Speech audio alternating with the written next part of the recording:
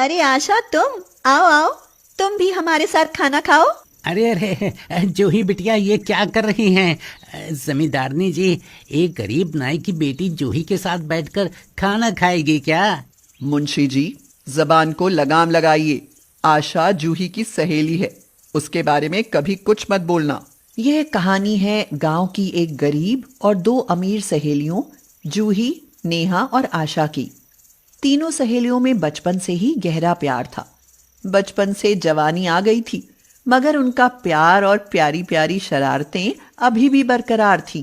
आशा कंचों पर निशाना मारते हुए बोली, मैंने पूरे 10 निशाने मारे हैं, पर कंचा तो एक भी नहीं फूटा ना। मैंने पूरे 3 कंचे फोड़ डाले हैं। क्यों, मान गई ना मेरा निशाना? अरे ब्याह के लायक हो गई हो और अब छोटी बच्चियों की तरह गोली कंचों में उलझी हो। कोई घर गृहस्थी का काम भी सीख लो। वो तो हम पहले ही सीख चुकी हैं चाची। पता नहीं तुम शादी के बाद अकेली कैसे रह पाओगी, मुझे तो बस यही चिंता रहती है। कुछ दिन बाद आशा की शादी हो जाती है और वह अपने ससुराल चली जाती है। उसके बिना जूही और नेहा उदास रहने लगती हैं। आशा तो हमसे बिछड़ गई नेहा, अब हमारी बारी है। हाँ जूही, कुछ दिन बाद हमारी भी शादी हो जाएगी। समय बीतता जाता है और कुछ दिन बाद नेहा और जूही की भी शादी हो जाती है। उन दोनों का ससुराल शहर में था। दोनों की शादी बहुत अमीर घरों में हुई थी। शादी के बाद तीनों सहेलियां कुछ दिन तक तो अपनी गृहस्थी में उलझी रहती हैं, मगर फिर एक दूसरे से मिलने के लिए बेचैन सी रहने लगती हैं। एक दिन जूही को जब अपनी सहेलियों की याद आती है तो वह नेहा को फोन मिलाती है। हेलो नेहा, कैसी हो? अरे जूही, तुम? इतने दिनों बाद याद आई मेरी। सुनो, यह तो बता, तुझे मेरा नंबर कहाँ से मिला? गांव में तेरी माँ से लिया। क्या आशा का नंबर भी मिला तुझे? आशा की बहुत याद आती है यार। याद मुझे भी बहुत आती है उसकी। सुना तो है कि वह भी हमारी तरह इसी शहर में रहती है, पर उसके घर का पता नहीं मिला। तू चिंता ना कर, मैं कल गांव जा रही हूँ और उसके ससुराल का पता लेकर ही लौटूंगी। फिर तो हम अपनी सहेली से जरूर मिलने चलेंगे। हाँ जरूर चलेंगे जूही। अच्छा ओके, अब मैं फोन रखती हूँ। कुछ दिन बाद नेहा जूही को फोन पर बताती है, जूही, हमारी फ्रेंड यहाँ शहर में एक गरीब कॉलोनी में रहती है। हमें अमीरी गरीबी से क्या लेना यार, हमें तो बस अपनी सहेली से मिलना है। आखिर देखें तो हमारी सहेली शादी के बाद कैसी लगती है। तो फिर कल चलें उससे मिलने? हाँ हाँ चलो।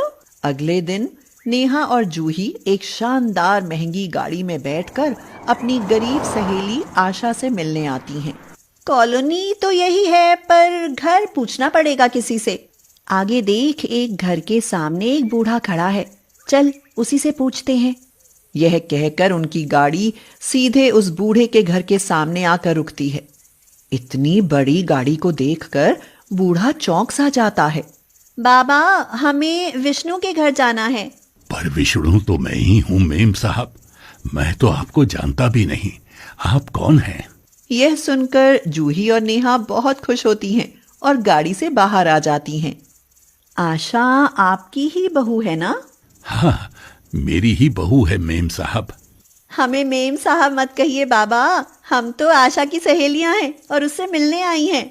ये तो बड़ी खुशी की बात है बेटी, आओ आओ अंदर आ जाओ। नेहा और जूही बूढ़े के साथ अंदर जाती हैं तो देखती हैं कि उनकी सहेली चूल्हे पर चाय बनाने में लगी होती है। नेहा और जूही को देखकर कुछ देर के लिए तो आशा चौंक ही जाती है और कहती है, अरे नेहा और जूही तुम? हाँ आशा, तुमसे मिलने का बड़ा मन था, इसीलिए तुम्हारा पता ढूंढा और तुमसे मिलने चली आई। बहू, बेटी अपनी सहेलियों को बैठाओ और चाय पानी दो। आशा की ससुराल बहुत गरीब थी।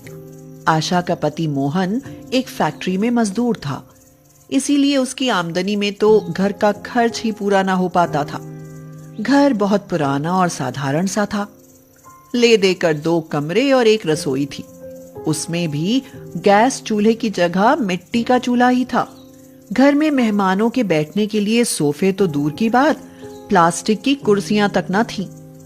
आशा उन्हें अपने कमरे में ले जाती है, जहां जमीन पर एक पुराने गद्दे पर सस्ती सी एक चादर बिछी थी। तुम दोनों यहाँ बैठो, मैं चाय लेकर आती हूँ। यह कहकर आशा जैसे ही चाय लेने आती है, उसकी सास कहती है, बेटी, अपनी सहेलियों को खाली चाय देती अच्छी लगेगी क्या?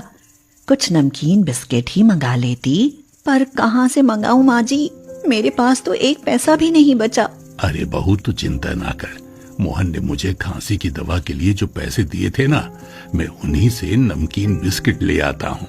फिर आपकी दवा का क्या होगा बाबूजी?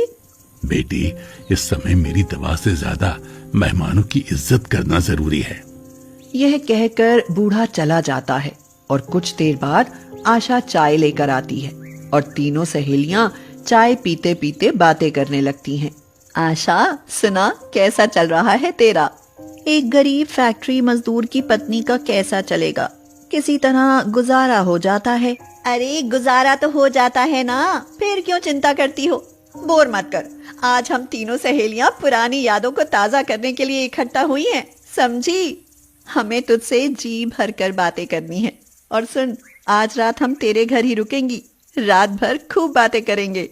उनके रात को रुकने की बात सुनकर बूढ़ा विष्णु कहता है, ये तो बहुत अच्छी बात है बेटा। तुम दोनों मेरी चारपाई पर सो जाना, मैं अपना बिस्तर जमीन पर लगा लूंगा। नहीं बाबा, उसकी कोई जरूरत नहीं है, हम तो आशा के साथ जमीन पर ही सो जाएंगे। शाम को मोहन घर आता है तो जूही और नेहा उससे मिलकर बहुत खुश होती हैं। तो ये हैं हमारे जीजा जी। क्यों जीजा जी, कैसे हो? मैं तो ठीक हूँ, पर आप? हम आशा की बचपन की सहेलियां हैं, साथ खेल खाल कर बड़ी हुई हैं, इसीलिए हम आपकी सालियां हैं, सालियां। ये आशा की सहेलियां हैं, भला रोज रोज थोड़ी ना आती हैं। इनके लिए कुछ अच्छा सा खाना बनवाओ। ठीक है बाबूजी। यह कहकर मोहन बाजार से कुछ पनीर, मटर और सलाद की चीजें ले आता है और उस रात सब अच्छा खाना खाते हैं। खाना खाने के बाद तीनों सहेलियां खूब सारी बातें करती हैं और अपनी पुरानी शरारतों को याद कर खूब हंसती रहती हैं। मगर सुबह होती है तो आशा अचानक उदास हो जाती है। अरे क्या बात है, तुम्हारा चेहरा क्यों लटका है? कुछ नहीं, बस तुम्हारे जीजू को थोड़ा बुखार है। अच्छा, चल मैं देखती हूँ। यह कहकर जूही मोहन का माथा छूकर देखती है तो चौंक ही जाती है। अरे आपको तो बहुत तेज बुखार है, आपको तो अस्पताल ले जाना पड़ेगा। नहीं नहीं, इतना ज्यादा बुखार नहीं है, एक गोली ले लेंगे तो उतर जाएगा। आशा ठीक कहती है बेटी, इतने बुखार से क्या होता है। जीजा जी, हमारे साथ चलिए, हम आपको अस्पताल लेकर चलती हैं। पर वर को मार गोली, और तू भी चलकर गाड़ी में बैठ। तू जो कहना चाहती है वो हम अच्छे से समझती हैं। जूही और नेहा के आगे आशा की बोलती बंद हो जाती है और वे मोहन को लेकर अस्पताल आ जाती हैं। डॉक्टर मोहन को देखकर कहता है, आप इन्हें सही समय पर अस्पताल ले आईं, वरना ऐसा तेज ज्वर इनकी जान भी ले सकता था। इन्हें एक दिन अस्पताल में रखना पड़ेगा।